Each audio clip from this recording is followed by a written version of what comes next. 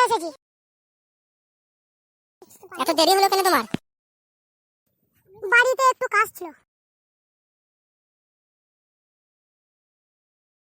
ঠিক আছে বসো, একটু গল্প করা হোক। তোমাকে অনেকদিন ধরে কথা বলবো ভাবছি, কিন্তু বলা হচ্ছে না। কিন্তু আজকে তোমাকে একটা কথা বলে দিচ্ছি, আমার আমার তোমার ভালোবাসা ঘরে মেনে নিচ্ছে না। কেন মেনে নিচ্ছি না? আমার পয়সা নেই বলে তোমার বাবা কি প্রচুর কার পাকানো হয়েছে? মুখের ভাষাটা একটু ঠিক করো। মুখের ভাষা ঠিক করো মানে? এমন সময় এমন কথা বলে আমার গান চলে যাচ্ছে একদম। তোমার চরিত্রের জন্যই তো আমার বাবা মেনে নিচ্ছে না। ঠিক আছে, তুমি বেশি চিন্তা করো না, আমি তোমার বাবাকে ঠিক মানিয়ে নেব। আমার খুব টেনশন হচ্ছে। তোমার টেনশন করার দরকার নেই, আমি আছি তো তোমার পেছনে। তুমি তো সবসময় পেছনেই থাকো। ওর বেশি গাঁড় পাকামো হয়েছে মনে হয়। তুমি কি বললে আমার জন্য? কই কিছু না। ঠিক আছে, চলো বাড়ি যাওয়া যাক, আবার পরে দেখা হবে।